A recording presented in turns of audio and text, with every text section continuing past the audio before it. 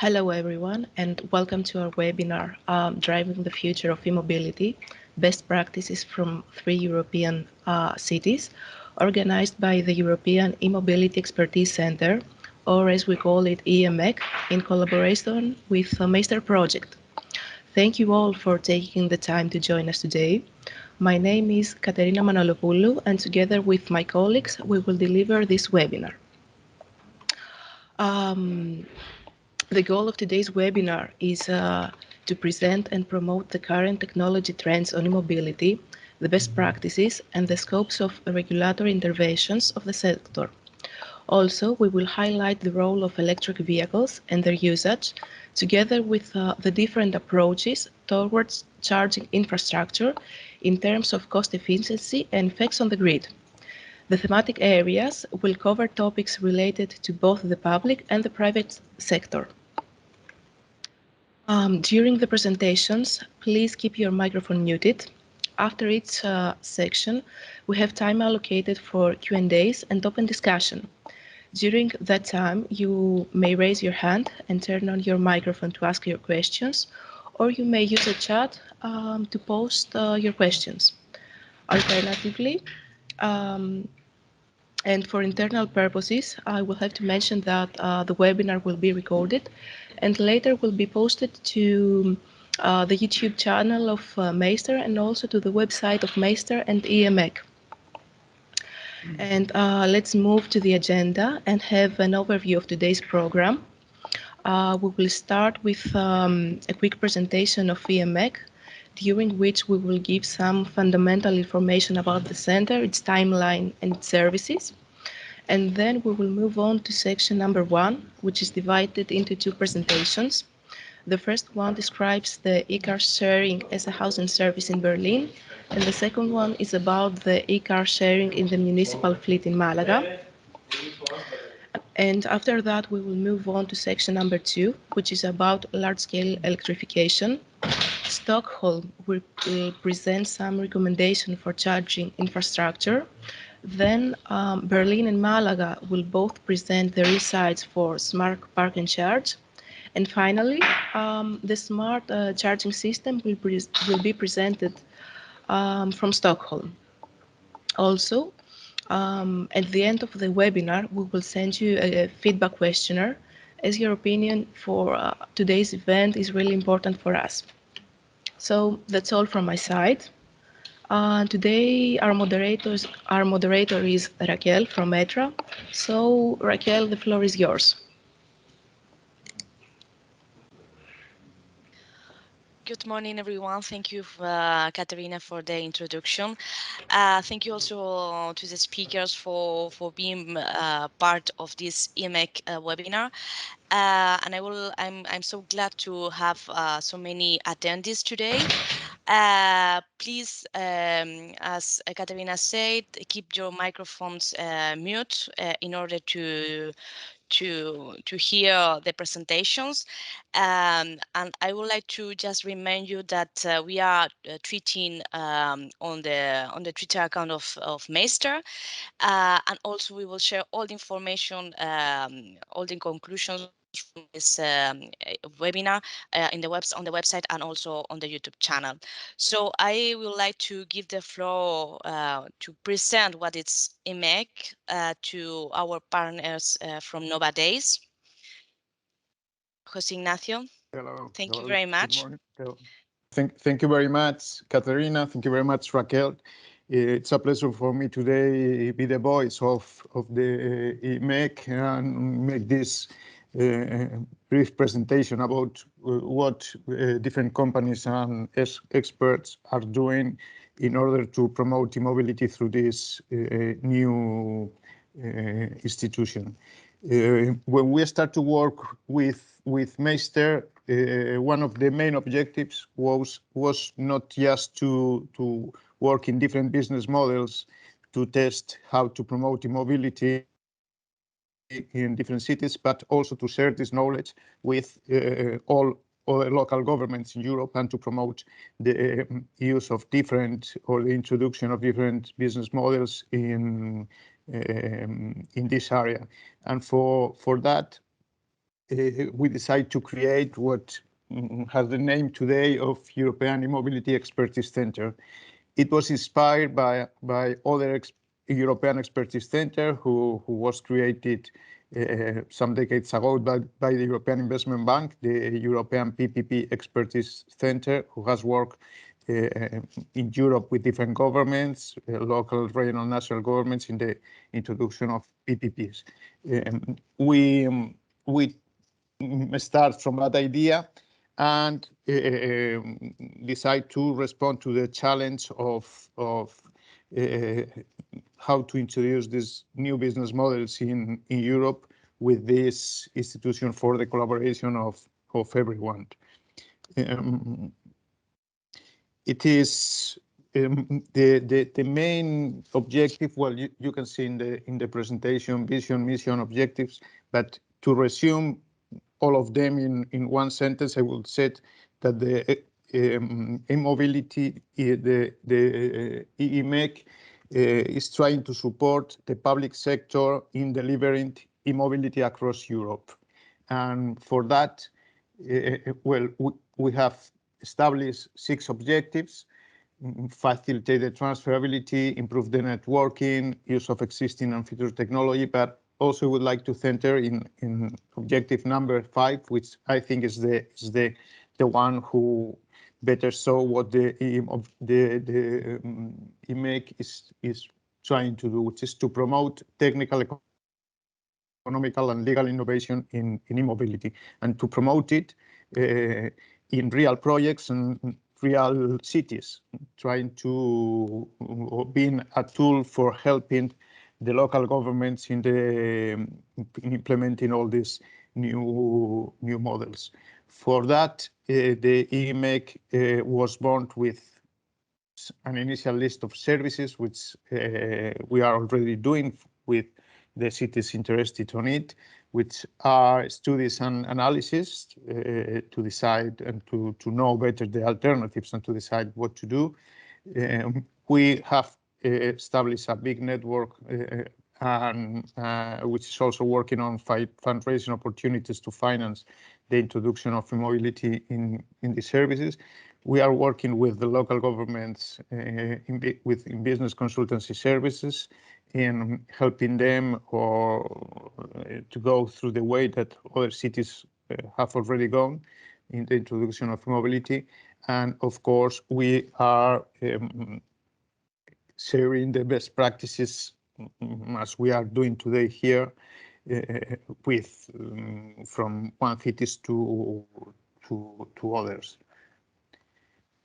The EMEC has been created with the partners who have been participating in MEISTER projects, and 4 of them are founders and promoters of the EMEC. It's ETRA, Novadays, ICEM, and CERT, and other members of the partnership of MEISTER are participating as full members. It's very important to say that the EMEC is an open institution, and we would like to incorporate in EMEC as many as companies, cities, and other institutions interested in or sharing this goal and this mission that we have put in the EMEC. I think this is a brief resume, but it's enough for to know you can visit to know more. You can visit the EMEC webpage. Also, I will be glad to answer any question if there is any question. And well, I will invite you all to analyze the possibility to be part of the EMEC or to share the projects or the prospects that you have in your cities for electrification or introducing e-mobility business models with the members of the MEC and see if what we are doing can be useful for your case. Thank you very much.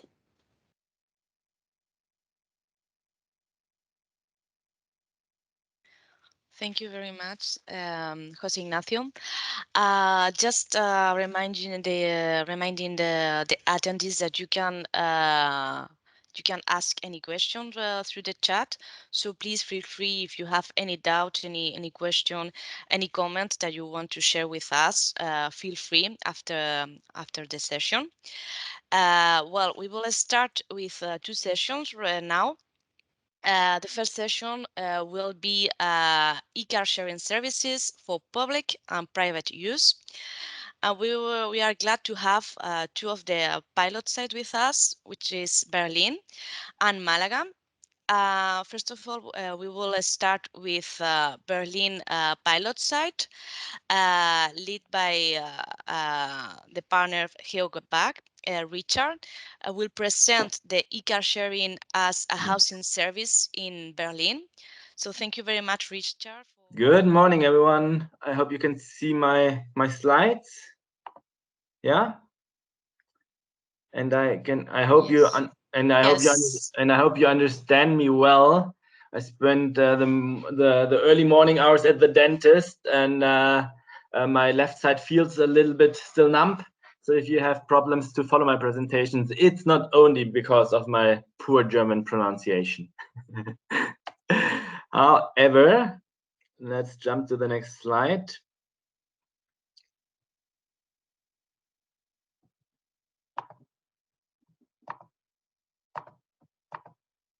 So I'm actually really proud to present e-car sharing as a housing service. I'm really proud that we pulled it off to establish and implement an innovative mobility service for our tenants. And it would make even prouder if this session today serves as a starting point to transfer some knowledge and to encourage you to adapt or to develop this example even further. And I think this is what the EeMEC should be about, as Jose already mentioned.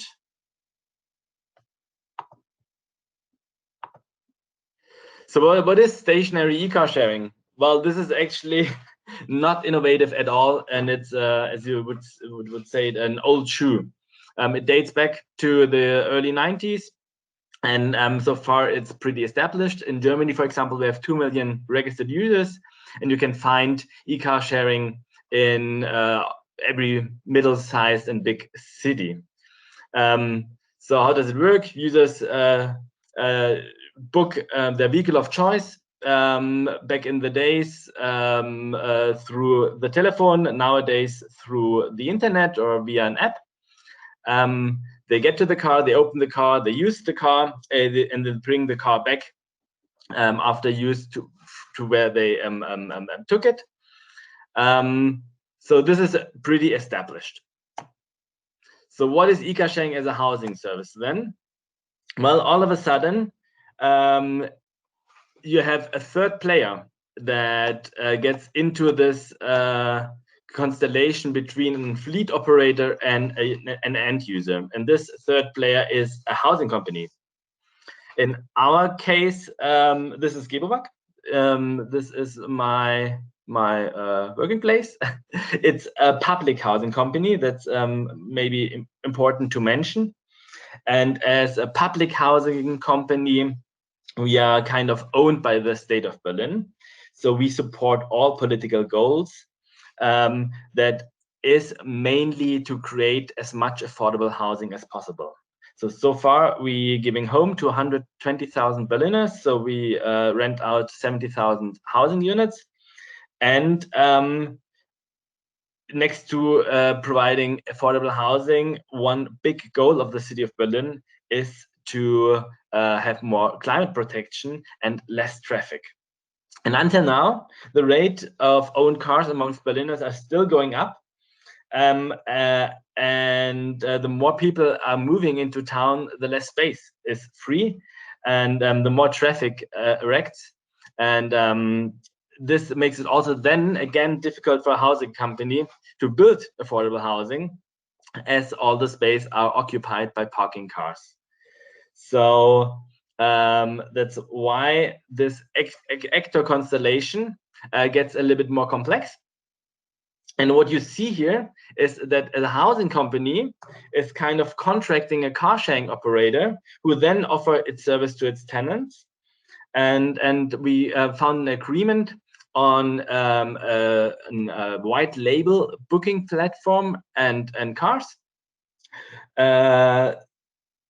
There is a part of a revenue shares, as we pay a provision fee to the fleet operator.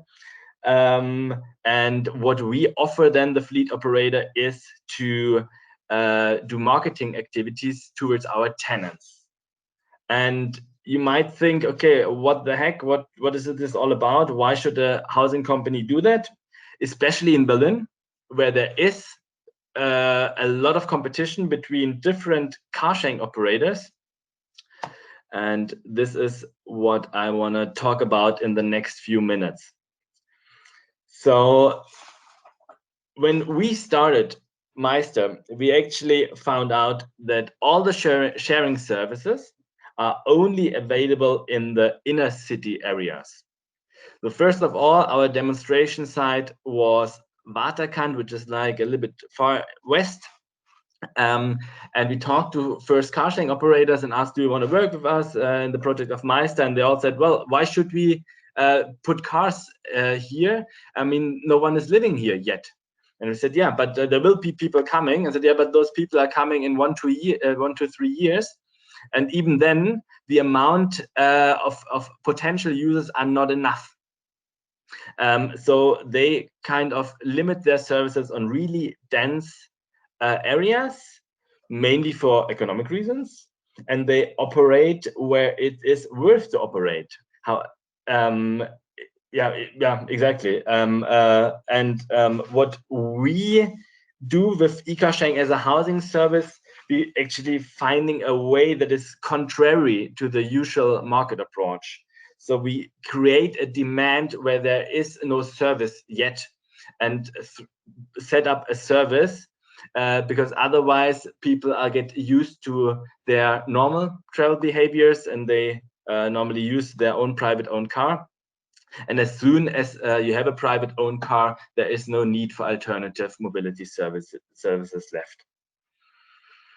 E-car sharing as a housing service, the way we did it, also brought the advantage that by the end of the day, through that white label platform, we could brand this service in the way we want to have it. And we branded it in a design that is close to our corporate design, so that our tenants would recognize e-car sharing as an additional service to our core product, which is housing. And we thought that that our tenants then would rather trust this service, or would be feeling more affiliated to the service, as they know already the brand and know that certain quality standards are just guaranteed. We called our car sharing service Spreeauto, which also took into account some geographic or local factors. The Spree is the biggest river in Berlin. And we have chosen a solid brand. Then one of the main USPs is that we know, or that we have been in contact with our tenants already, especially in the new districts. I mean, tenants are coming because they're interested into housing. So there is something we can promote from the very first beginning. And I think this is a big advantage to the established sharing operators, that there is already a direct contact to tenants that is actually stressed through an own brand.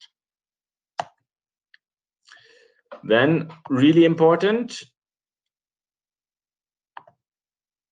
we could choose our own cars.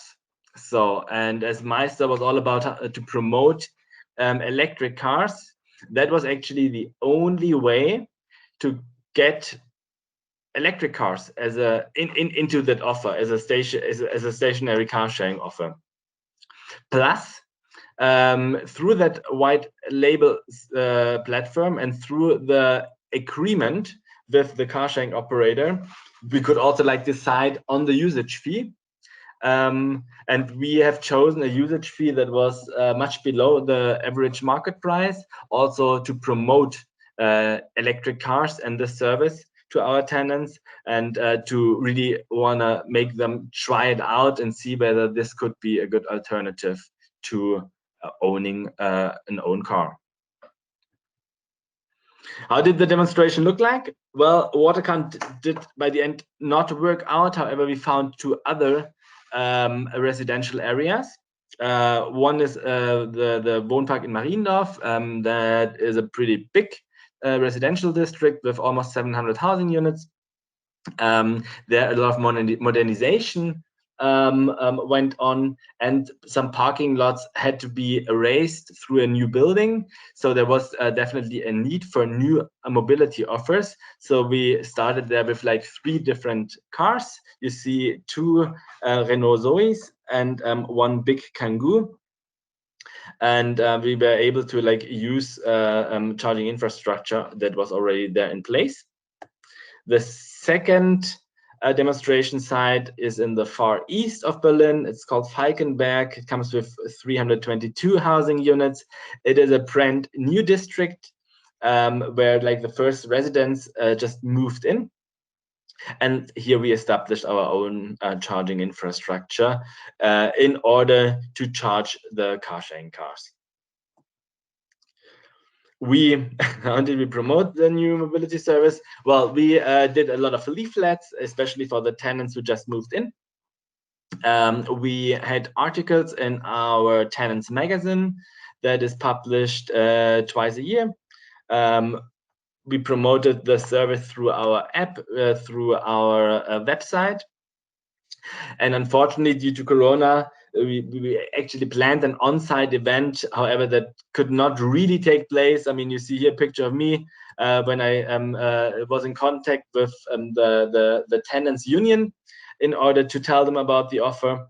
But I think one of the main promotion tools was the MEISTER app and this mobility display designed by the colleagues of VMZ that was erected in Wohnpark Mariendorf, which shows to the tenants all potential mobility offers that are nearby, and in real life data, with real life data, so people can see whether car sharing cars are available, whether charging points are available, how far it is to catch the next U-Bahn or tram or bus, and in how many minutes that line would then actually arrive.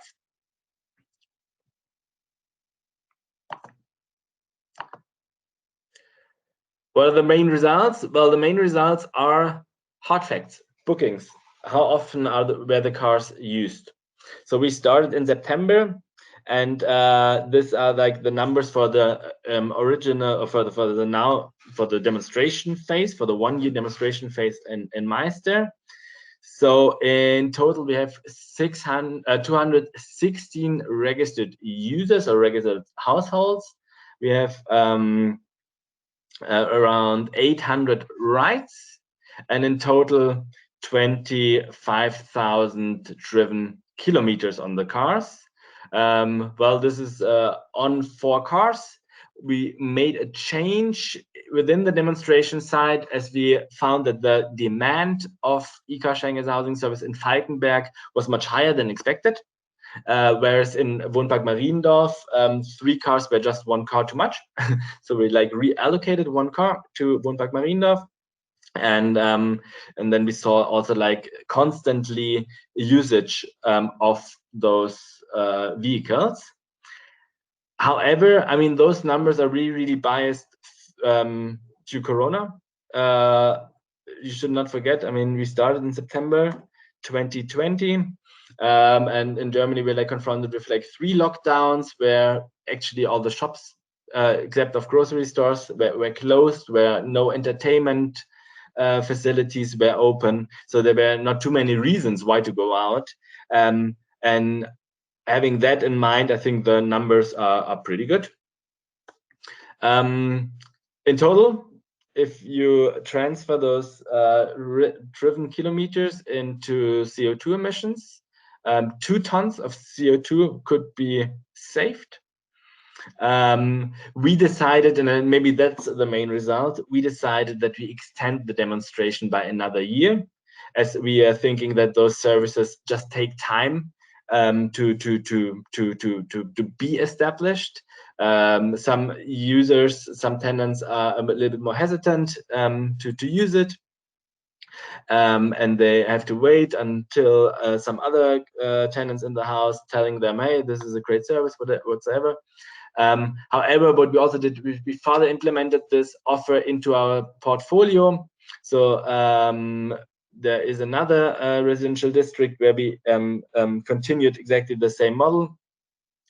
And we got some requests by other housing companies who were all of a sudden really interested in this model, as they also like saw the main advantages and a good way of how to offer an additional service, still being a housing company and not being a car sharing operator, but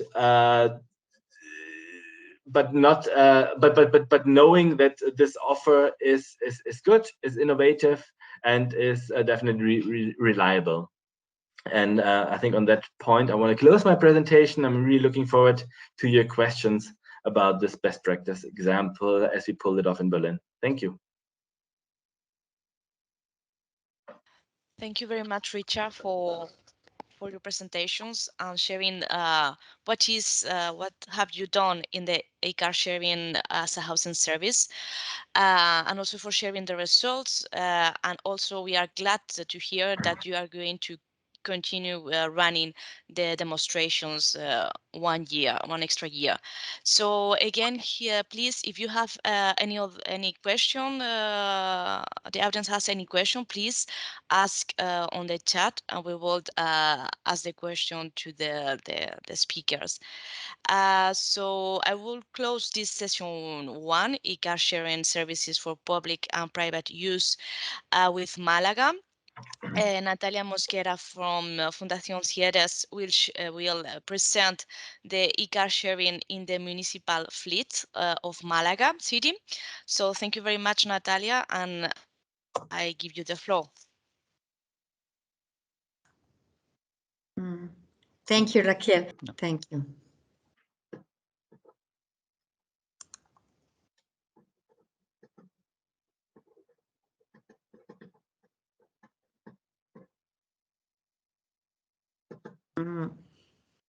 Okay, thank you very much.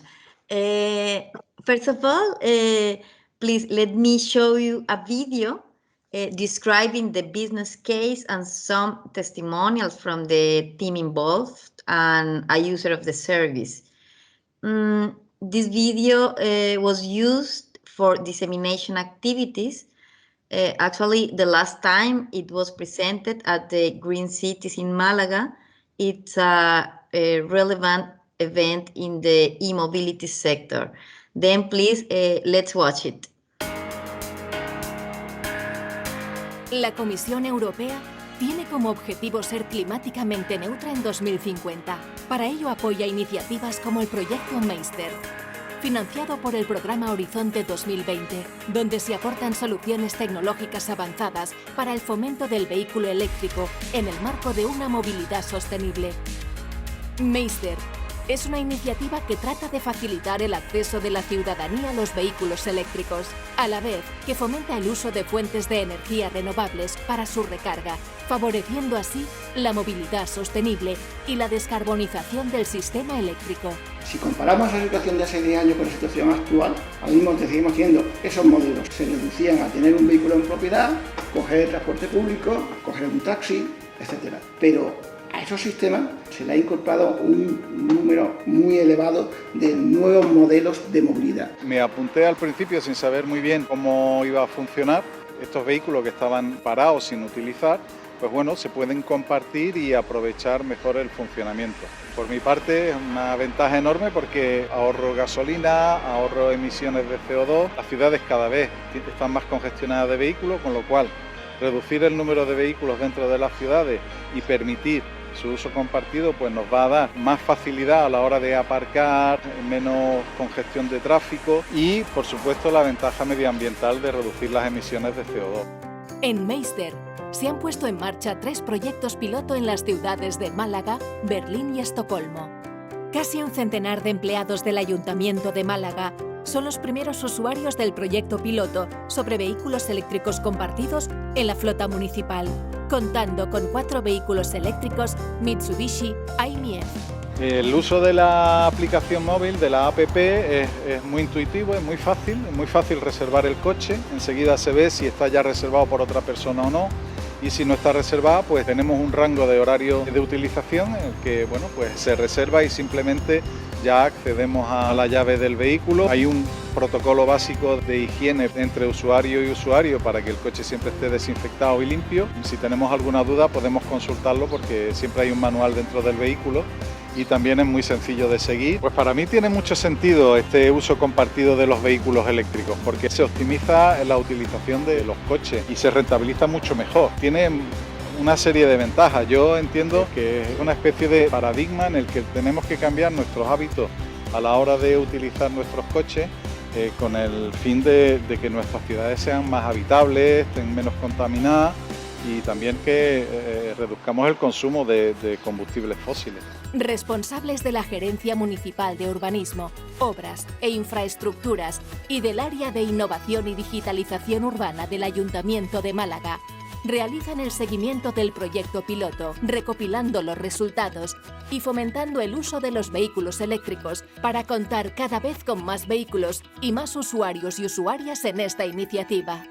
La evolución futura del proyecto tiene, la verdad es que mucho recorrido. Esta es una nueva experiencia, es un nuevo modelo para hacer un uso compartido todavía más avanzado, una nueva alternativa. En este momento, como piloto, la verdad es que los resultados son más que satisfactorios y la evolución futura, igual que este ayuntamiento, otros ayuntamientos de la Unión Europea puedan poner su flota a disposición de la ciudadanía y tengamos mayores usos de estos vehículos no contaminantes, como que otras empresas del sector privado que igualmente puedan de esta forma ponerla también al servicio de la ciudadanía, incluso obteniendo el gran objetivo que es reducir las emisiones de efecto invernadero, hacer un transporte más sostenible y todo esto es lo que entendemos que con el proyecto MEISTER hemos conseguido demostrar. Esto es viable, esto es factible y la situación actual de tecnología y medios permite ejecutar un sistema de car sharing como el que hemos puesto a prueba en este piloto. Estamos en el proceso de cambiar un poco la forma de utilizar los vehículos.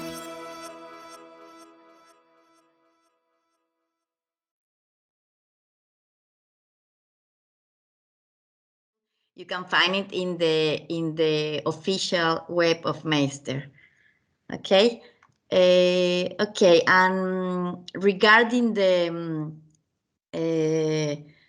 activities that we carried out during the pilot, I would like to mention some important points. For example, the pilot launch was in March of last year with a length of 10 months. We count, as I mentioned, with 4 electric vehicles. These are the model Mitsubishi eMEC, and 4 charging points located in Tabacalera. Tabacalera is the name of the one municipal building.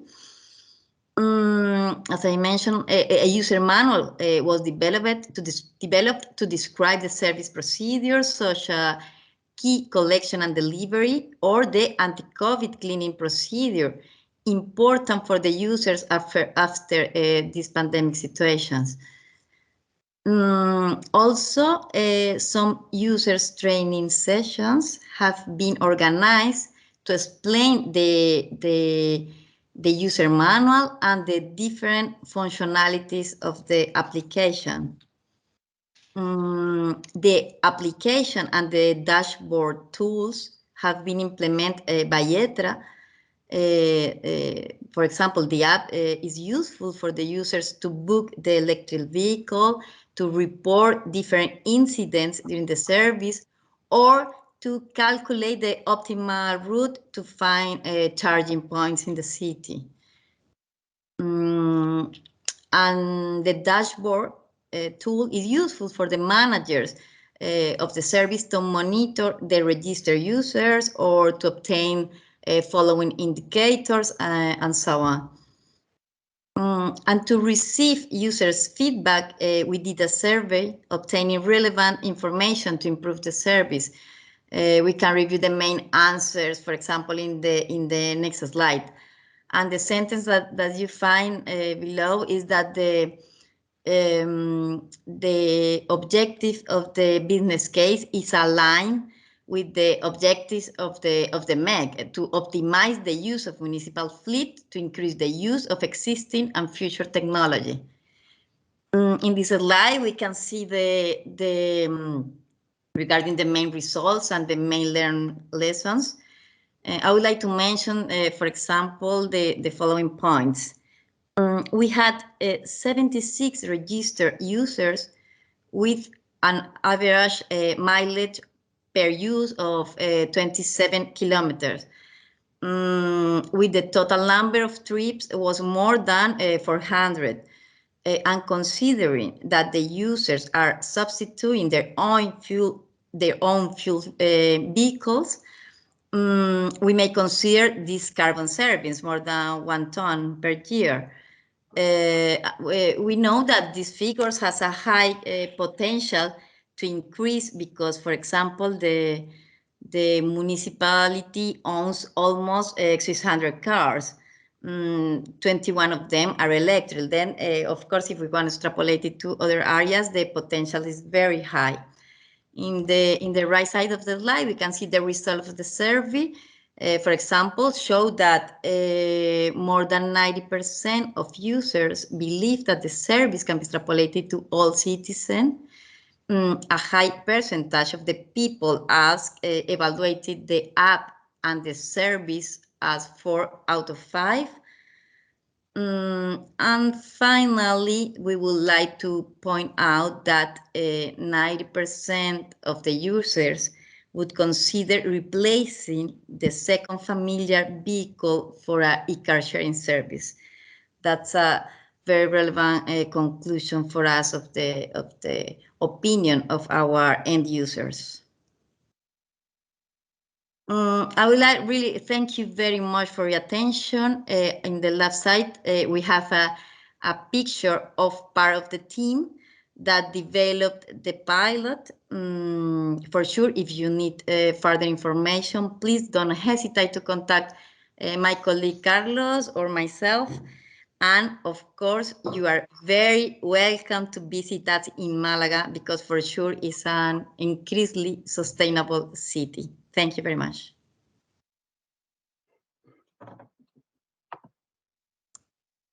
Thank you very much, Natalia. I'm sorry.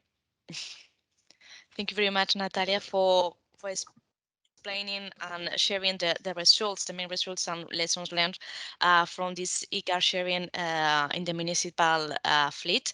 So I don't know if you have any questions.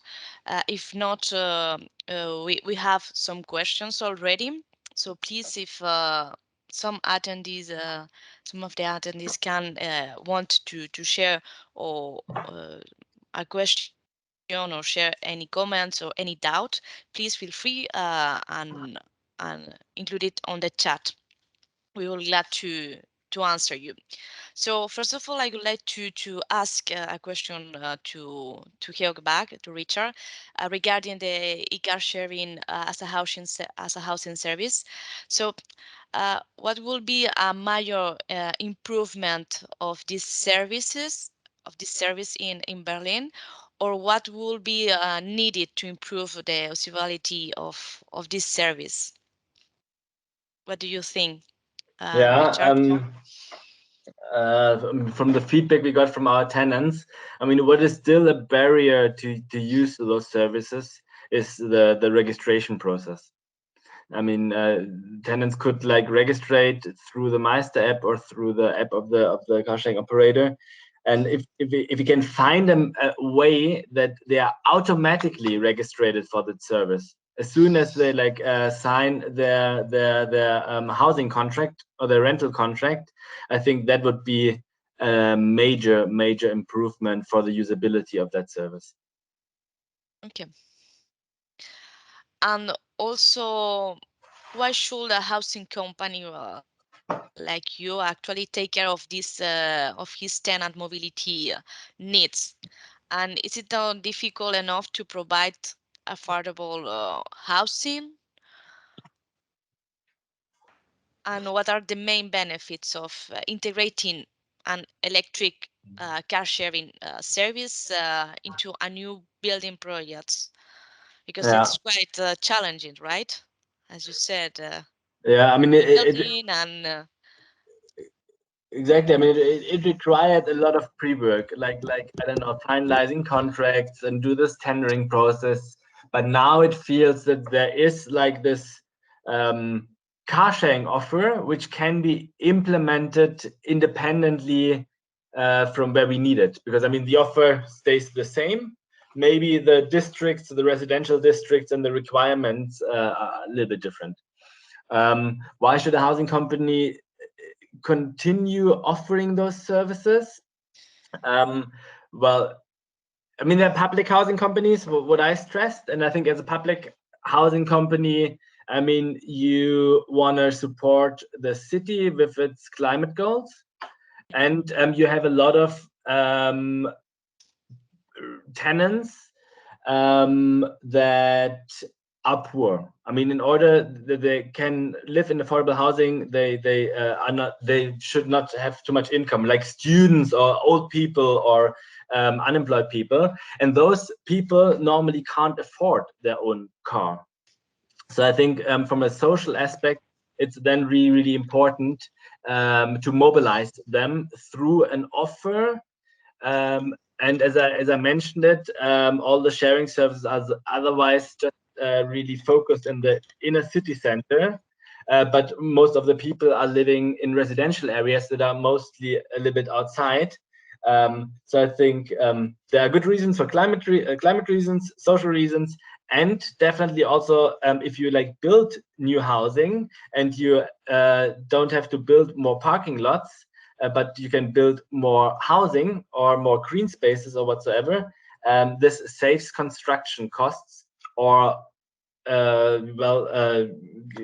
gives other opportunities to build. So I think there is also like an indirect economic reason why housing companies should provide those new mobility services. okay, then what will be need for those housing projects to build the car sharing services? What they should need actually to provide this service? What is needed?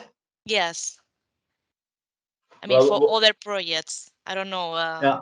I mean, what is needed is definitely a little bit of willingness that a housing company should offer a service that is not core business. I mean, car sharing is not core business of a housing company. So there is a willingness. I mean, to be honest, after a year, we see that the costs of the service. I mean, I showed that we as a housing company pay a provision fee to a car sharing operator, and the car sharing operator after a month opens its books, and some of the user revenues are then going back in order to cover up the provision fee. So far, the provision fee has not been reached. So in addition to the investment costs of like setting up an own brand and putting in charging infrastructure, there are running costs that are still covered by a housing company. So in order to really establish car sharing as a housing service, there are either subsidies by the city of Berlin to cover up for those costs, or there is a housing company's willingness to pay for those costs. Okay, and just like questions regarding the sharing as a housing service. Have you start any cluster activity with another city in Europe or with another sister project or sister initiative, and you have share your funds from MEISTER already, or you are changing some information or knowledge on these services? No, so far no one has requested from a sister project. We would be happy to share.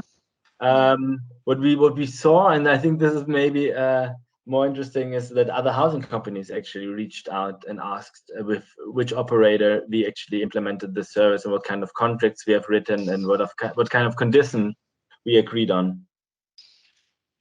Okay, thank you very much, Richard. And I Thank have you. another question for Natalia regarding the Malaga site. Do you think that this e-car sharing service could be replicable in other areas of the city council or on other municipalities? Hi, Raquel. Yeah, for Hello. sure, for sure. Actually, right now, the team of the Malaga City Council is studying the possibility to extend the service to other areas because we have two very important things. We have the procedures and we have the points to improve. We know the point that we need to improve because the user gave us the feedback in the survey. For example, they would like to have more electric vehicles. They would like to have cars with a greater autonomy. Or for example, they gave us feedback such as they would like to have a greater flexibility in schedules because take into account that this fleet is used during the morning for official activities and they need to and they have to be in the morning early in the morning to these objectives. We know the point that to be improved. And other thing is that, for example, in December, we organized a showcase and we invite to different municipalities, to 4 neighbors municipalities to share this initiative and these activities. And they were very interested to do one demo, one pilot like ours because they saw that we can optimize the use of the fleet. And in the future, the aim of this pilot is to extend the service to all the citizens. Because this is the real purpose and the real objectives, and it was thought for this to open this kind of sharing services to all the citizens and to take advantage of the benefit that we can find of these services.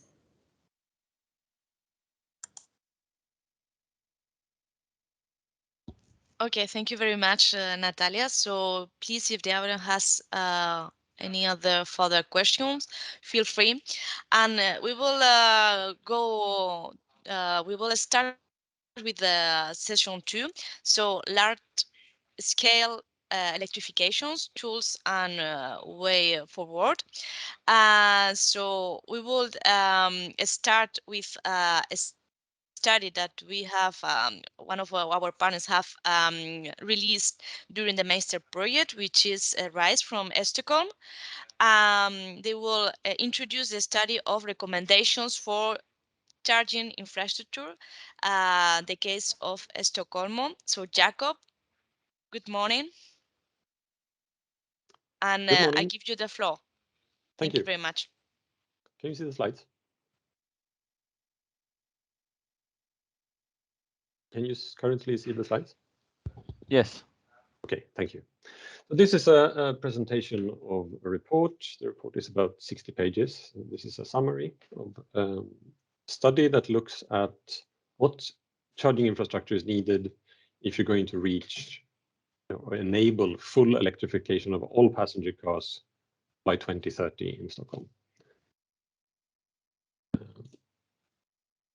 Stockholm, for those not living here, consists of a county, Stockholm municipality, and the inner city, which are terms that will be used throughout this presentation. The city itself is larger than the municipality, but smaller than the county. So there are several municipalities inside Stockholm. In the county as a whole, there's about 2.5 million residents and about 1 million cars. The municipality has about 1 million residents and 500,000 cars. The inner city has about 350,000 people and 80,000 cars. Within the city, very few people live in single-family homes. And in the inner city, no people live in. There are no single-family homes.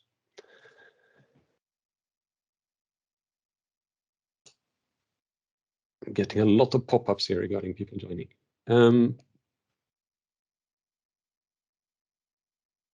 So the question from Stockholm's municipality was essentially, how do we enable all passenger cars in the inner city to be electric by 2030? It doesn't mean that we need to have achieved that, but at least charging infrastructure, lack of charging infrastructure should not be a limitation, an obstacle that still needs to be overcome by them. And especially, how do we do this for all the residents since they live in multifamily homes? And the approach, which is being revised, I don't think the city has made new decisions yet. It is under discussion. But so far, the strategy has been to use the municipality's own capital to build the chargers in public parking garages. But other than that, the city has only offered up its street parking lots for private investors. And private investors have also been expected to build in private garages, private land, and to build up public fast charging. But the private investments have not been taking place at the speed that the city has essentially required, that the city requires to reach its own emission goals.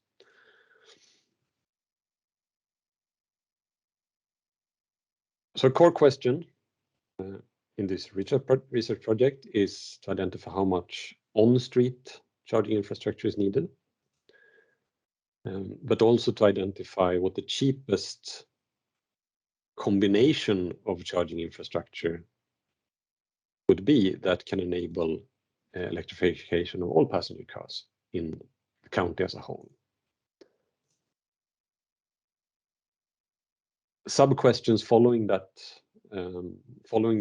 identification of the cheapest set of infrastructure would be to understand the cost, to perform a socioeconomic cost-benefit analysis, to assess the difference in access and cost for different segments of the population in the city, to identify how quickly this infrastructure must be built out, and to assess whether it's realistic that private investors will actually do this. Methodologically, there are 5 parts to this. First part, number 1 here, is to assess how quick the transition will be. Transition being a transition to electric passenger cars. This is based. There is no causal modeling in this report, but there is a projection of the current trend of new registration of vehicles, in which Stockholm County has reached about 50% of new vehicles being electric in some form, with the majority being hybrids at the moment. But it's a rapidly rising trend. And combined with the rate of fleet renewal, given that around a tenth of the total number of cars registered in the county are registered every year, this gives an average rate of renewal of about 10 years, or 10% per year. And based on this, we can project how long it will take for the fleet to become electric or chargeable, unless charging infrastructure becomes an obstacle, in which case, of course, it would go slower. And based on this, we have some desired rate of charging infrastructure deployment. And then we have we need to estimate the cost savings from electrification, because if there are no cost savings, then there is really little economic incentive to go for this transition.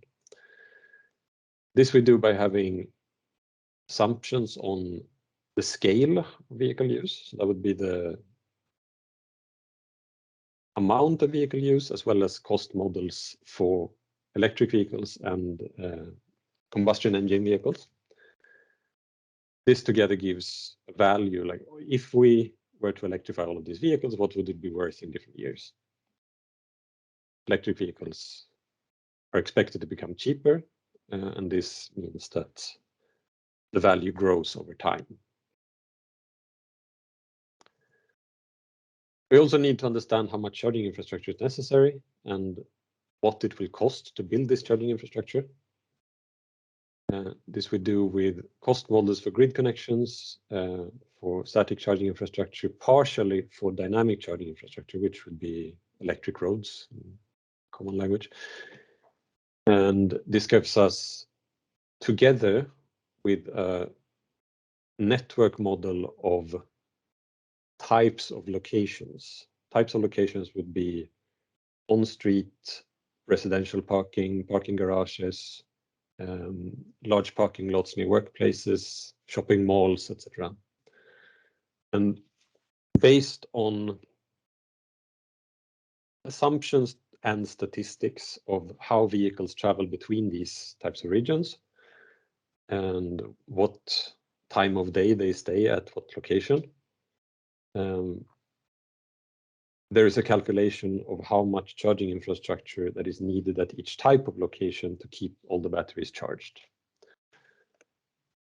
This gives us a cost estimate for all the charging infrastructure. We can also use these ratios together with statistics for how many parking lots are available on the street in different parts of the city to estimate how many charges we need. But there is no specific pinpointing of exactly where these charges would be located, only that they would be, this number of charges would be available at this type of location. And then based on the cost, the speed and the benefit, we have a total socioeconomic result. So to summarize, in this table, the numbers in parentheses include externalized costs. This is primarily the value of CO2, which no one is paying at the moment. So if you want only what the market will pay today without any change, then you look at the numbers in parentheses. If you want to understand from a socioeconomic perspective, then you look at numbers not in parentheses. For the county as a whole, we are looking at cumulative savings over the coming 10 years of approximately 10 billion euros. So 1 Swedish crowns, SEK, is around 1/10 of a euro. Annual savings would be around 1.8 billion euro, with a rather significant saving per car. Notable is that if you convert this to an opportunity cost, since we're looking at an investment that results in an overall saving, then there is an opportunity cost of not taking this investment today or delaying the investment. You can also save more money by taking the investment earlier. The size of this opportunity cost is per year of delay, is approximately the same as the total investment cost of all charging infrastructure required to electrify all the cars, excluding the externalized value of CO2. So this is a strong incentive for accelerating the electrification, building out the charging infrastructure fast. We have very good return on investment in this, and we have significantly cheaper charging costs than both what you can find in the charging market today with public fast chargers, and compared to current fuel prices in Sweden.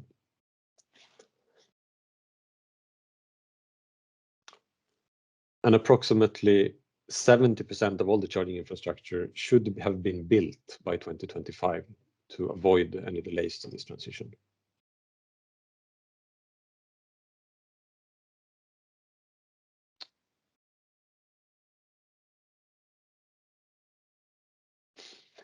So concrete recommendations for the city based on this is to prioritize speed. This is, as I said, you likely want to, if you have the option of running a project to optimize your build out process and to identify the very cheapest solution, and that takes 1 year, you're likely to save 20% of the cost of your current proposed method, then likely you should go ahead with your current proposed method. Because every year you will lose the value of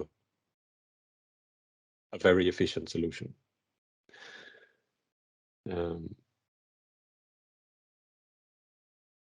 You should incentivize early retirement of combustion engine cars, because the time to reach 100% electric fleet is as much determined by the rate of new sales as by the lifespan of the combustion engine cars that are sold.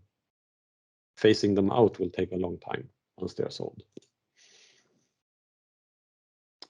The high level of externalization of CO2 today, meaning that the taxation of petrol and diesel does not correspond to the social cost of carbon at all.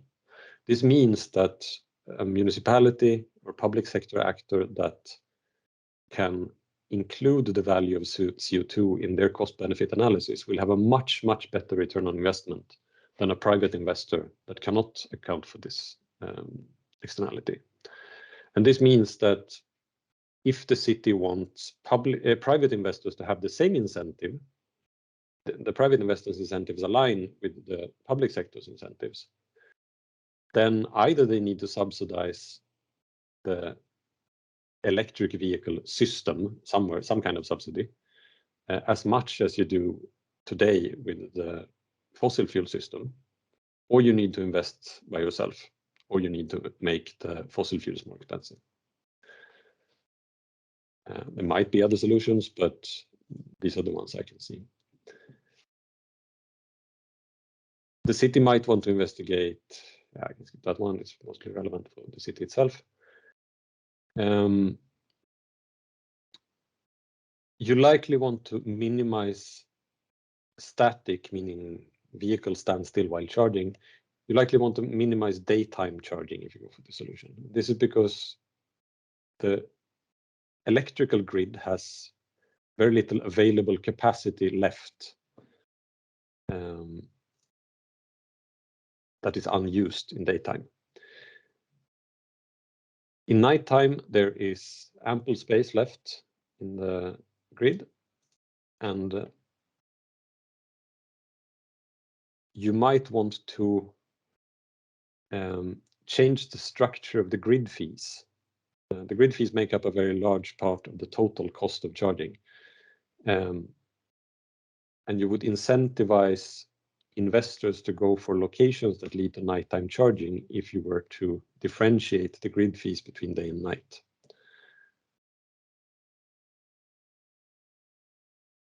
Overinvestment in this case is defined as building more charging infrastructure than what is needed to keep the vehicle fleet charged. This leads to additional costs, but does not lead to additional savings. If you can already keep all the vehicles charged, then you, per definition, don't need more, and you're only adding more cost by building more charging infrastructure. This has to be paid by the people charging, and thus you raise the cost of car use with very little benefit. this is something to keep in mind.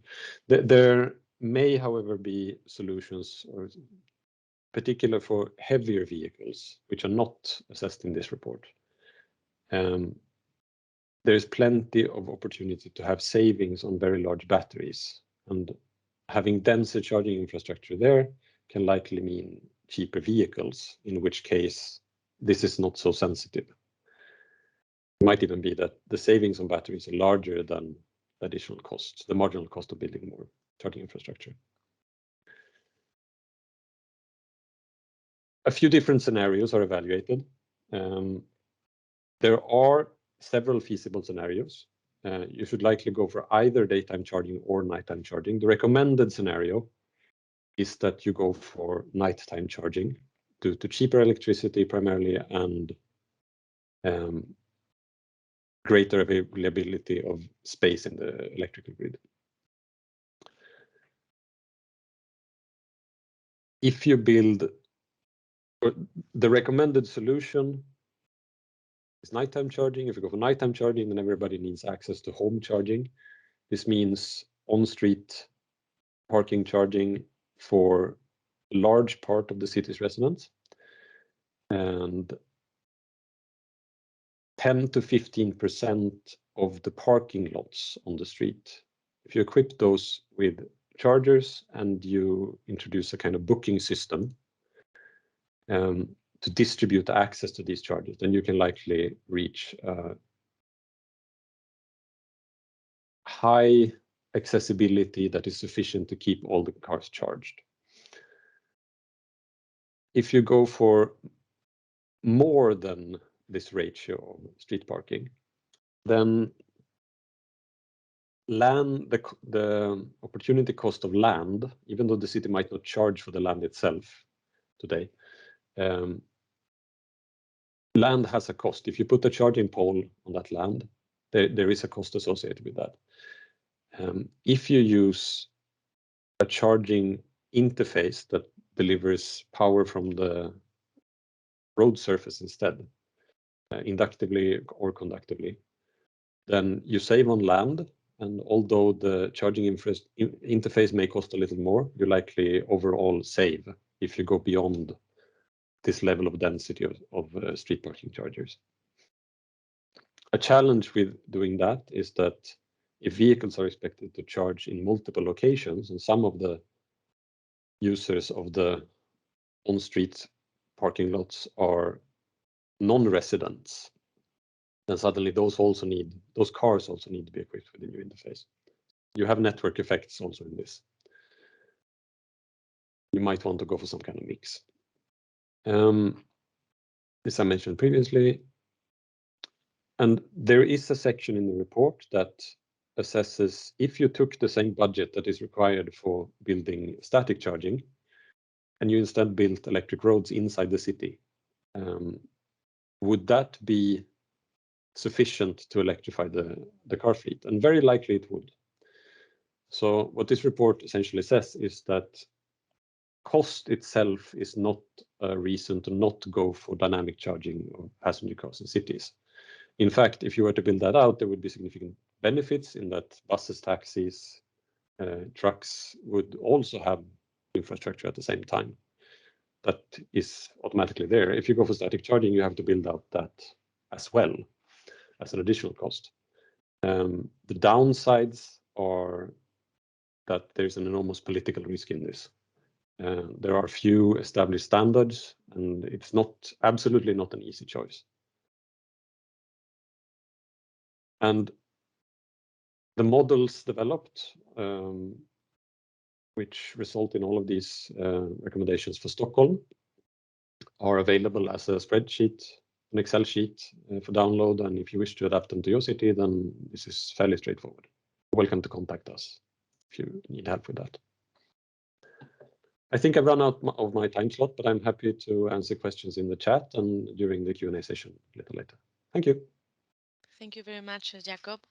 So we'll pass to the other issue, smart park and charge in the pilot site of Berlin and Malaga.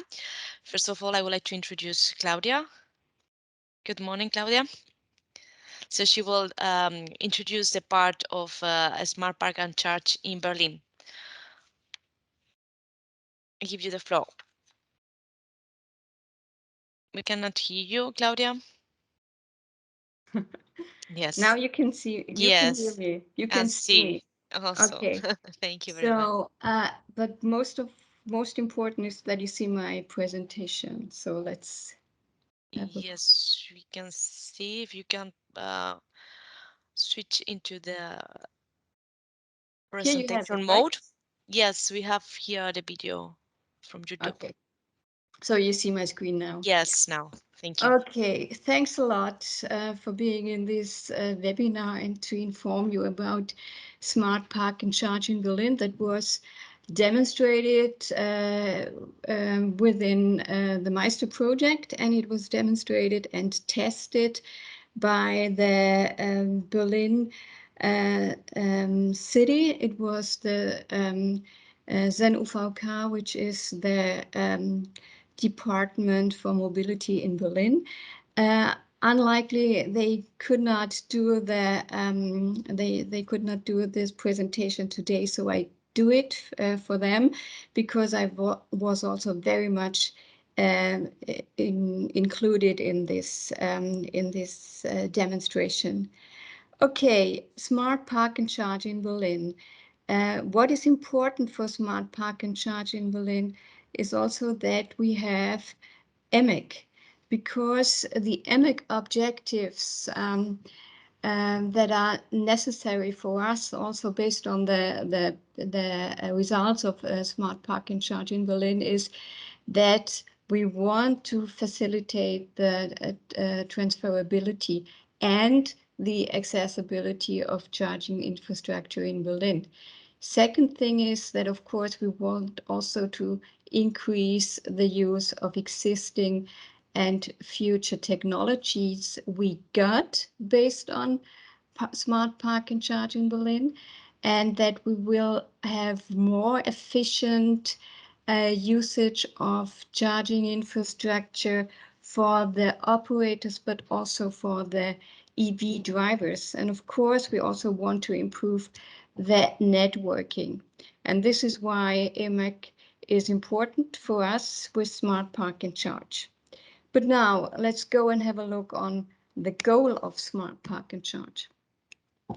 The goal of Smart Park and Charge in Berlin was to promote environmentally friendly and economically sustainable e-mobility with public charging points in semi-public areas. This is a very important thing, that we have public charging points that are available for all the EV drivers in semi-public areas, like this area, which is also a Givubak area. Richard knows them quite well. It's Lindenstraße, and this is where we did the demonstration of Smart Park and Charge. So the testing of Smart Park and Charge, the target, you see the target is that we have a business case to provide an easy accessibility of charging stations via the reservation of a charging space in front of the charging station. You see that here. You see that here. We did it. This is the charging station, and this is the parking barriers that is used for the reservation of the charge point. The tester was Senate Department of Environment, Transportation and Climate Protection. And the location, as I already mentioned, is here this Lindenstraße, which is a very important, which is a housing company in the inner city of Berlin. This is it. Lindenstraße is a neighborhood in the inner city of Berlin-Kreuzberg. which is really a very inner city district. And we did this demonstration with 2 public charging stations that were promoted by the city of Berlin. It's an EC and a DC charging station with 4 charging points. And what is important is that these charging points are one of the mostly used charging points in Berlin. So this was very ambitious with regard to the demonstration, to have there also these new technologies of parking reservation.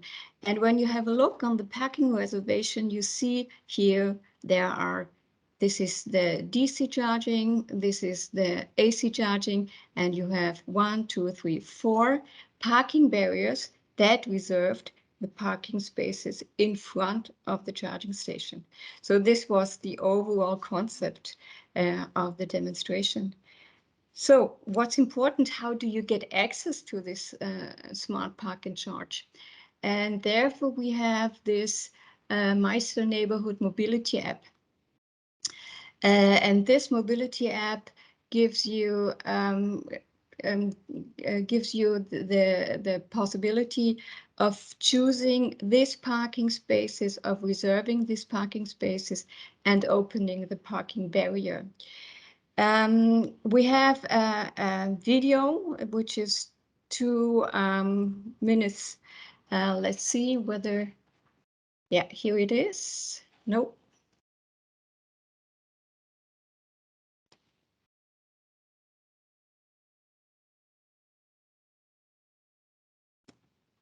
And here you see how it looks like. Oh no, sorry, this is not what I want. Sorry.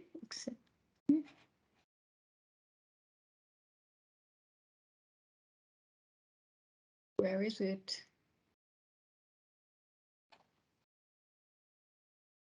So,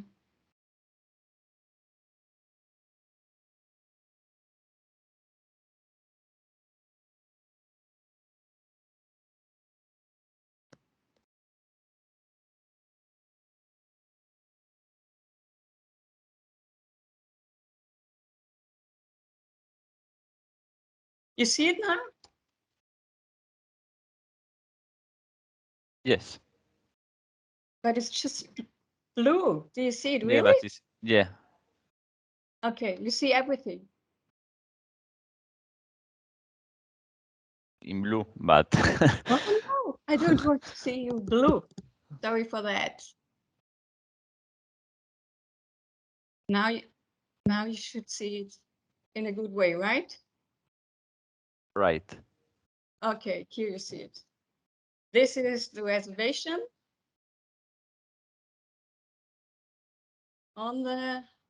with the app, and you get a routing to these charge points and parking stations.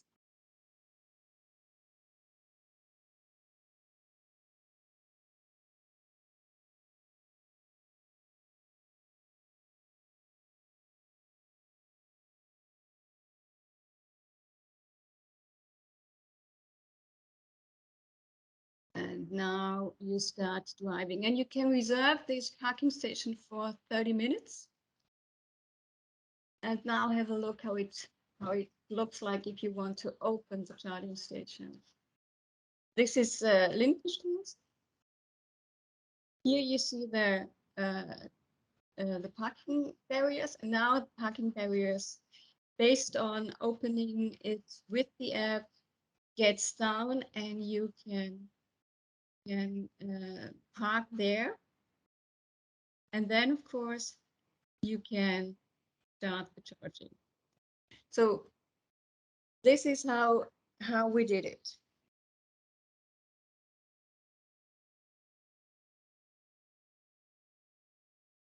Okay, so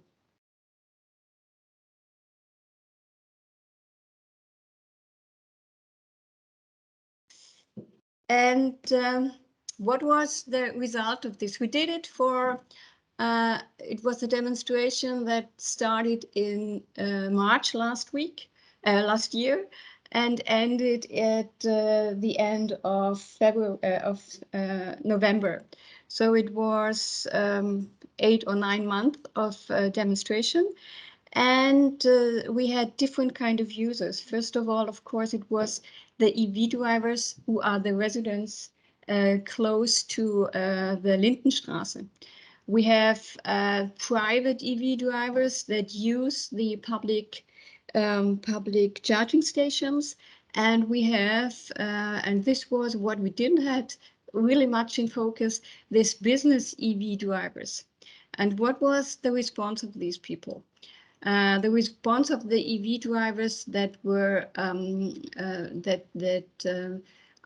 live in close to Gebelbach, they say it's very good to have this reservation because it really helps us to finding these charge points very close to our home, and this is what they really liked. The private EV drivers said that this reservation is okay and good because it enables the predictable and safe charging. And then the business drivers, these EV drivers who use a business car and who have to charge this business car, said that this reservation is very good for them because it reduces the parking time that is needed for charging, because it's clear that you have accessibility to the charging stations. And these people also said that blocking EV charging stations by cars that are not charging really is a big thing for them, and this is what they do not like, and therefore this reservation helps them very much. Okay, so this was the user feedback, and what was the result. So we have different pros and cons on this Smart Park and Charge. The drivers of Smart Park and Charge are, of course, that these reservation facilities of charging is very important for resident EV drivers and business EV drivers. And this reservation will be more important with the upcoming numbers of EV in the city. Now we see that there are much more EVs in the city, and of course, based on this higher numbers of EVs, the reservation will be more important in the future than today, because now we have in Berlin a lot of charging stations, and with regard to the actual number of EVs, it's quite okay. But in the future, there will be, of course, a higher number of EVs which have to be charged in public or semi-public areas. The challenges we have is, you saw our app, and you saw that this app is only the reservation of the parking spaces. However, of course, all the people want to have one app that provides reservation and charging in one app. And this is actually what we also work on right now. And another challenge was, of course, the technical problems with car barriers reservation. There were different problems, technical problems, but also problems how the people used the parking barrier. And this technical problem with the parking barrier is, of course, a challenge we have to work on for the future Smart Park and Charge. What's the economic efficiency that needs to be, that is needed for Smart Park and Charge is that we have to do Smart Park and Charge for semi-public and private areas, because this is the most important area, probably for housing companies, for the residents of the housing companies, or also possible for supermarkets or other business cases. The focus on smart park and charge is then, of course, residents of EV drivers and business EV drivers. And what's also important is, for the economic efficiency, is that we need an easier and easier parking technology. And this is the results with regard to the economic efficiency of smart park and charge in semi-public and private areas. Okay, this is the very fast introduction of what we did with smart park and charge in Berlin. And if you have questions, please ask me. If you right now or even later, you see my email here. In any case, I would be very, I'm very happy to be here, and thanks a lot. And if questions, then ask. Thanks a lot. And this is now I can put the floor to another person. Thank you very much, Claudia. So we will keep with this smart charging services with Malaga. So Angel from ETRA will present the services implemented on a smart charge and smart park and charge in Malaga. Angel, please. Okay, can you hear me well? Yes. Okay, so yes, thank you very much, Raquel and Claudia, for your presentation. I will explain briefly, the Smart Park and Charge use case that we have tested in Malaga within the MEISTER project.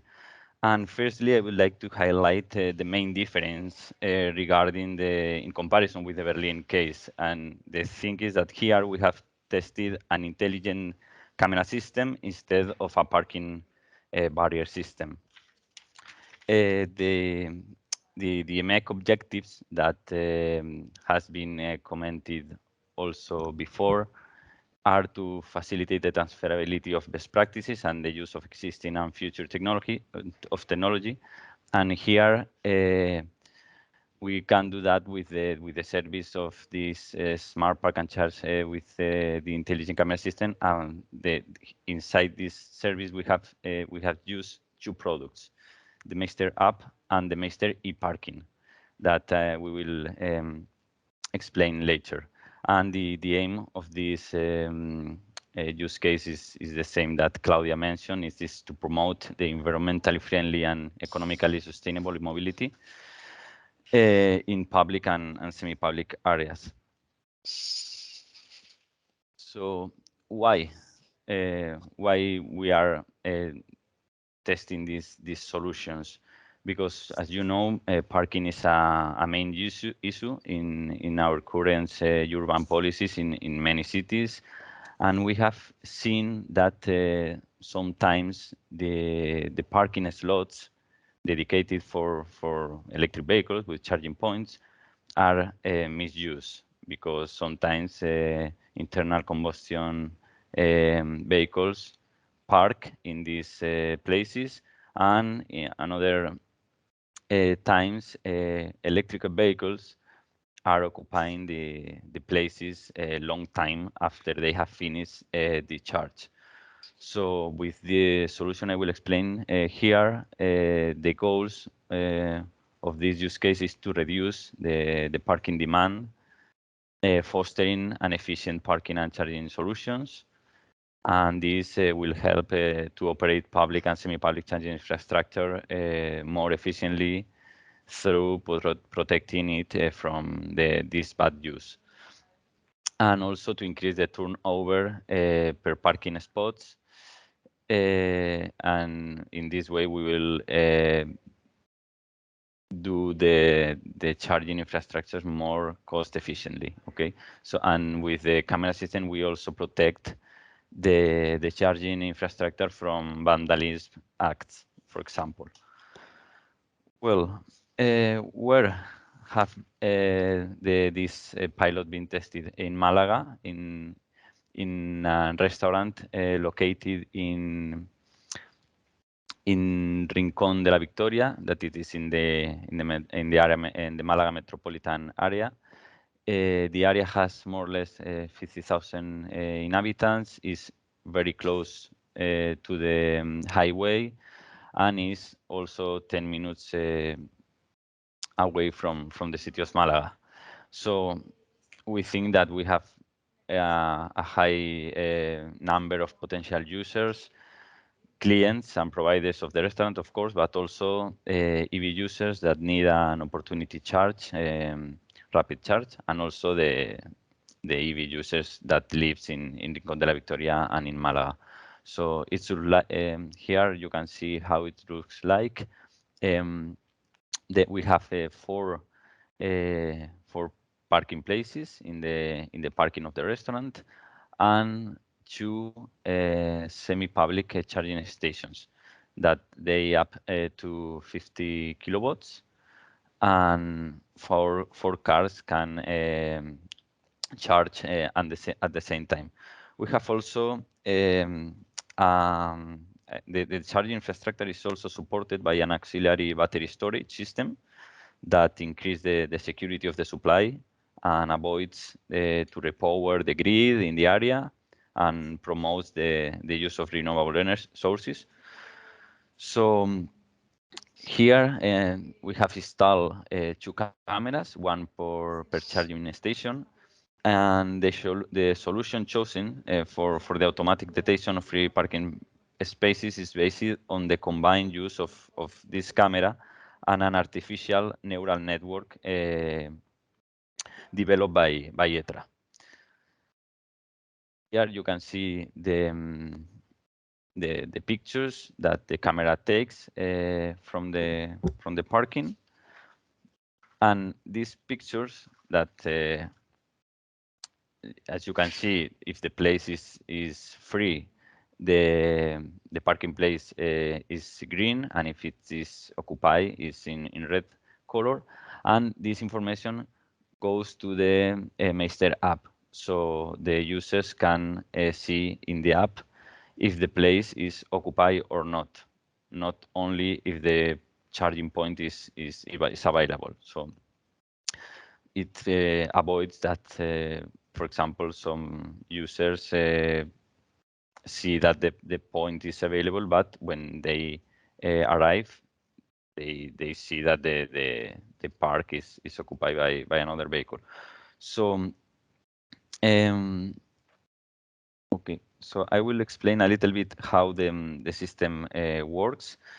The system consists of a solution that implements the capability to process the photos periodically fed by the cameras.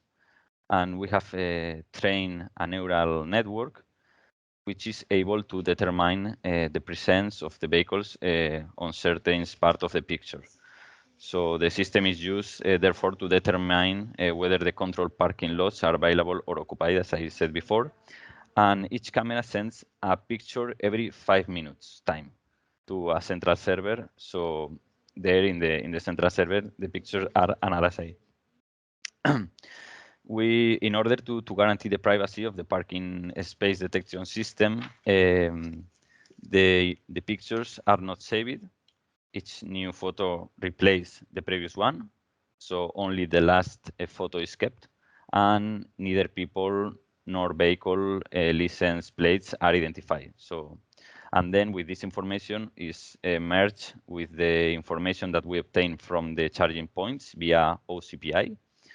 So the user can now, as I said, if the place is available or not, and through the app. So to sum, we think that to know if the parking place is available or not enables predictable and safe EV charging, because it avoids unnecessary trips, saving kilowatts hour and saving CO2 emissions. It also increases the user confidence in eMobility, and it is also a good solution for the CPO and the property of the points, because it permits a better management. So at the end, we get the installation more cost efficient. And we think that it is also, this solution can be replicable in not only in restaurants, also in shopping malls, in car dealerships, hotels, petrol station, and so on. And yeah, if you want to know more, we have also a video about this use case, that the link is here, and I will put then the link also in the chat. And this is all from my side. Thank you very much.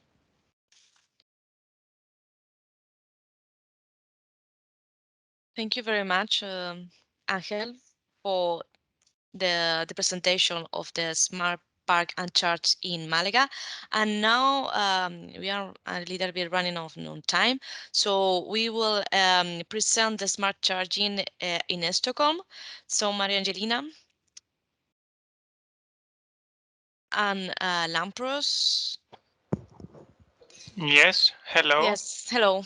I'm going to present this business case. Great. Can you see my presentation? Yes. You can. Yes. Great. Thank you very much. Okay. So hello from my side too. My name is Lambros, and I'm a research associate from the Center for Research and Technology, Hellas. I will present you the smart charging that was demonstrated in the city of Stockholm in the context of MEISTER project.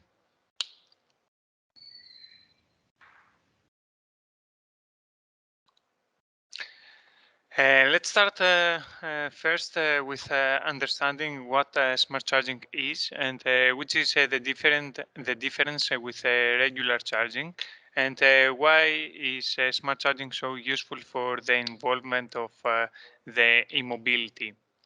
In the regular charging, the supply power is at a standard rate till the electric vehicle is fully charged. So this means that at the time that the electric vehicle arrives at the charging station, it starts charging with the nominal power of the charger or the nominal power of the EV charger. And this can cause a lot of problems to the grid, as all the charger will start charging with the maximum power, and the maximum agreed capacity in a specified location can be exceeded and cause problems, stability problems. On the other side, with smart charging, we can adjust the rate of the charge, and helps reducing and managing the impact of the electric vehicles on the electricity system. This innovative way of charging creates a lot of benefits for the electrical grid, such as avoiding extra investment in both the systems and in the electrical generation capacity in order to meet the demand. As you can see from the graph, with smart charging, we can delay some chargings in order to be all the time below the maximum allowed charging power for a specified location.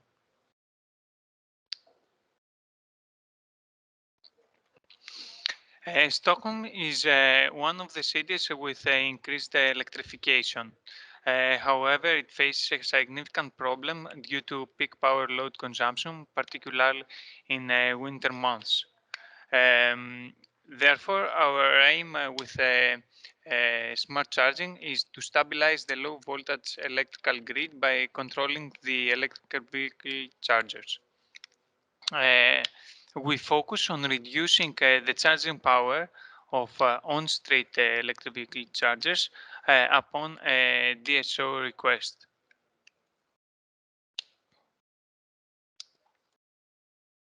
Some characteristics about the pilot. The demonstration took place in 3 different streets in the city center of Stockholm. We used 22 public charging points. All of them were AC chargers with 22 kilowatt nominal power, and we could control the maximum charging current of the chargers.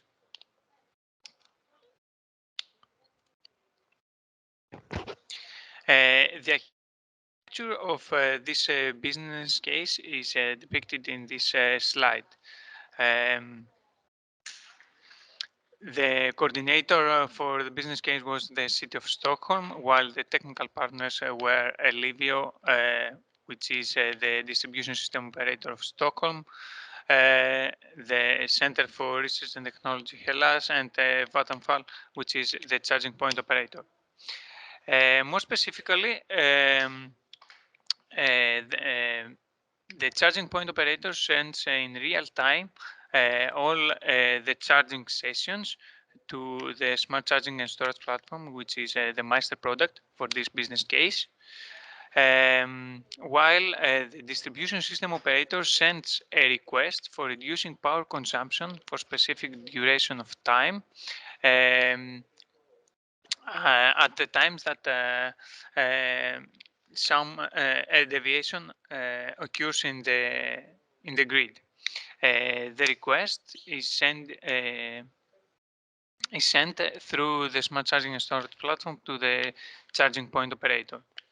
The smart charging and storage platform at its core contains an optimization algorithm that calculates the charging power profile to be delivered by each electric vehicle charger, and therefore it sends the set points to the electric vehicle chargers through the charging point operator platform. The distribution system operator evaluates the request fulfillment in real time using actual measurements taken from various points of the low voltage grid.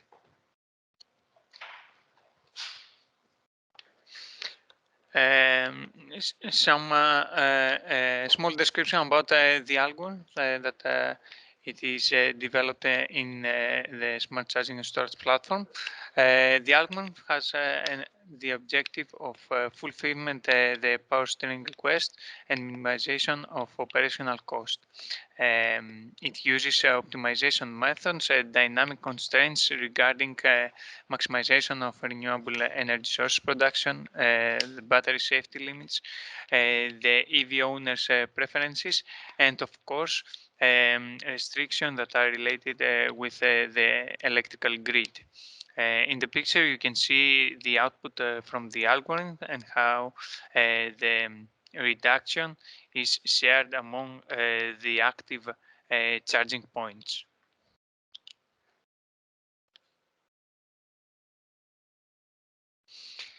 The pilot was realized took place about 2 months.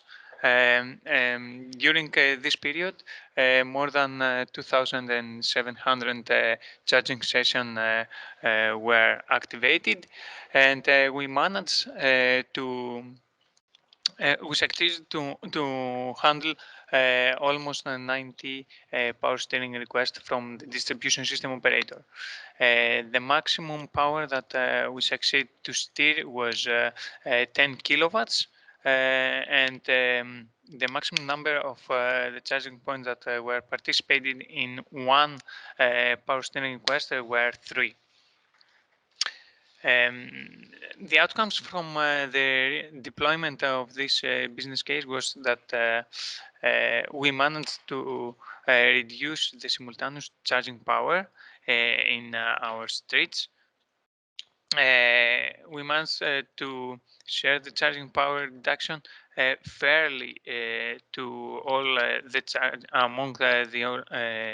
among all the charging points, and we had a very high success rate in each power steering request.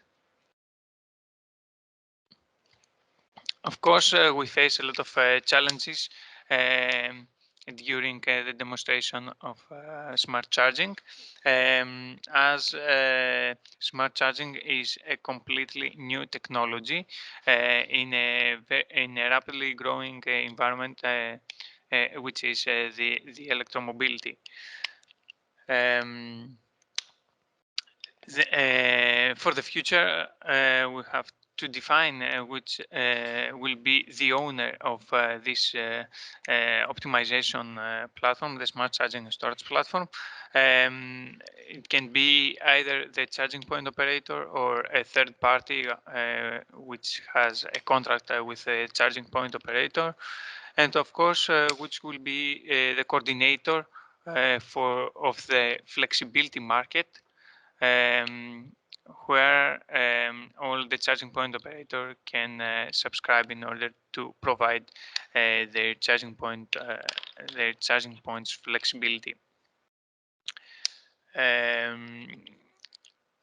For future improvements, we could add the schedule of the electric vehicles, meaning the departure state of charge of the electric vehicles and the departure time, in order to have a more accurate prediction in the optimization algorithms.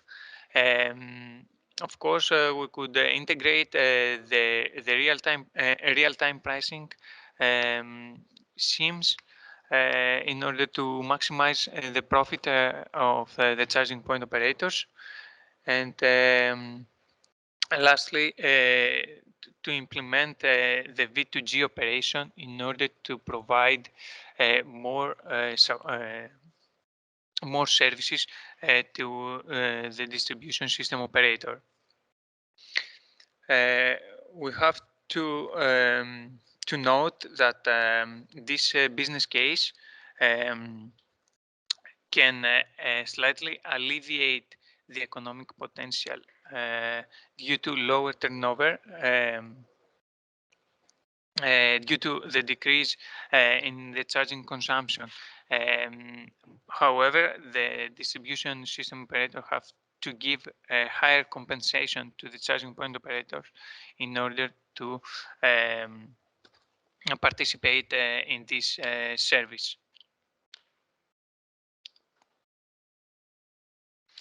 The results from the demonstration show that this business case has the potential. This business case shows the potential of power steering for preventing capacity issue in the future, and therefore contribute to an increased offer of charging infrastructure. We can decrease the EV chargers' operational cost by reducing the maximum simultaneous charging power, and of course we can provide significant more flexibility services to the distribution system operators.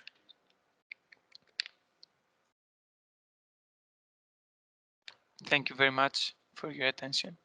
If you have any questions. Thank you very much, Lampros, for your presentation. So we have some questions from the audience to Claudia. Are you working with electromobility services service provider to provide an integrated service? In MEISTER, not yet. MEISTER was the general result. But based on this, we are working now in a new EU project, and there we have an EMSP also as a partner who is going to include the parking reservation. And we will, and of course, this is a very good question because it's very important to have also the work together with the EMSP. But this is next step. Okay, thank you, Claudia. And we have another question from the audience to address to Lampros. Says that your last point on the challenges slide states that you reduce the economic potential by reducing the total turnover. Are you sure about this? We can lower, of course, the power in our electrons and the grid connection. But of course, we're with this business case, we are lowering also the charging power, which means that we are lowering our income from the charging sessions. However, this reduced income can be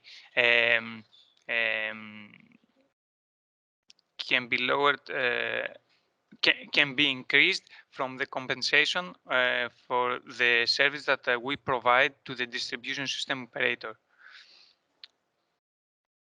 Okay, and also, well, I have some questions also for Berlin.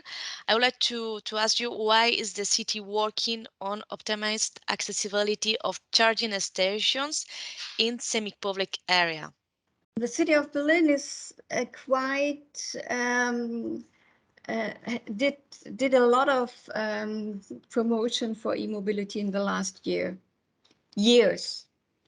Today we have 1,600 parking spaces in public areas, in public streets, and this is a lot. Almost the same as Stockholm has, as I said, as I saw. And of course, the e-mobility is a very important action for Berlin. But what's also important is that also the streets in Berlin are also available for bikers and people who are walking. So what's the main focus of Berlin is with regard to further public charging station is to have as little as possible, but as much as needed. And this is why they are very interesting in how charging stations in semi-public or private areas can be promoted with regard, and also in with regard to public charging stations. So this has to be found in a good way. Yeah, it has to be, there has to be an optimized combination between charging stations in public areas and in private or semi-public areas. Okay, That's great. Also, I have a question for Berlin and also for Malaga. What are the main problems of parking reservation in the demonstrations that you have found? Okay, technical. The main problems with regard to parking reservation was in the very first month. There we had the problems that the detection of vehicles is based on sensor detecting of light irradiation. And as you have seen probably in Gimmelbach, this is an area with a lot of trees and a lot of buildings. And this is why it was, and it was sometimes, it was not really good to have this light detection of the sensors. And this was quite a lot of time intensive thing to make this sensor in a good way. This was the first thing, I think. And another thing was that the reservation and the opening of the park barriers was, of course, done with the app. You saw, you open the app, and then the park barriers gets down. But some people just used their hand and they pushed it down. And this, of course, was something that was really not good in the very beginning of the demonstration. But with regard to upcoming number of people, of EV drivers who used the charge points and the park barriers, this strange thing got back. So these were the main problems we had. Okay. And Malaga, I don't know if you can share. Hi. In our case, we are still testing the solution, so we have not get a very definitive answer to that. But the thing, for example, in the restaurant, we have seen that especially on weekends, the parking is very crowded and a lot of cars park in the places for electric vehicles, and they are not electric vehicles. So the difficult here is how to say that people not to use a car, not to park in that places. So we were talking with the property of the restaurant, because the property of the restaurants knows when the places are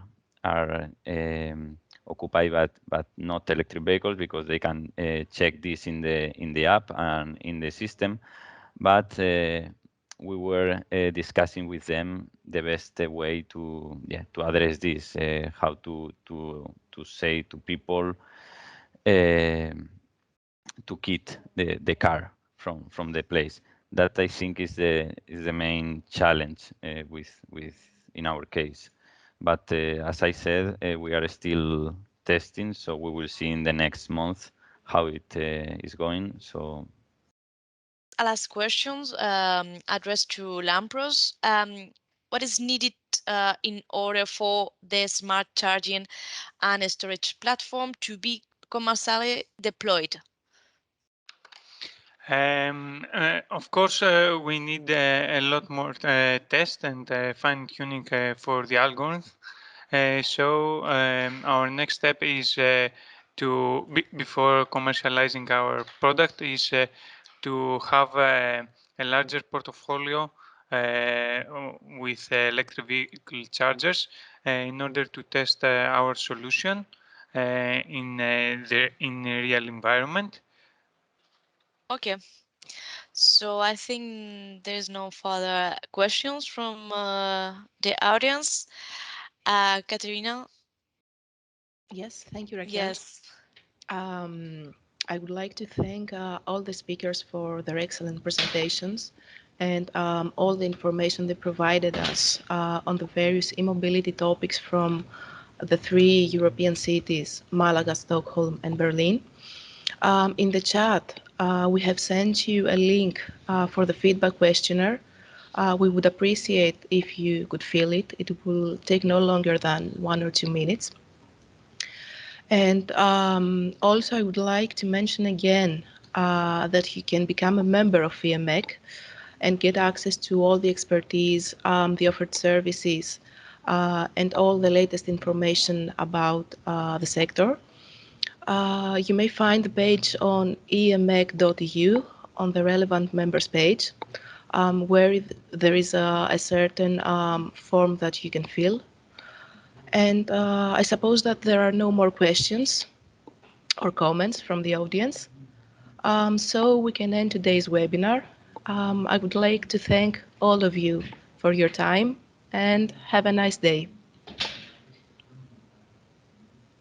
Thanks a lot and have a nice day too. Bye-bye. Bye-bye. It was great. Thank you very much. Bye. Thank you. Take care.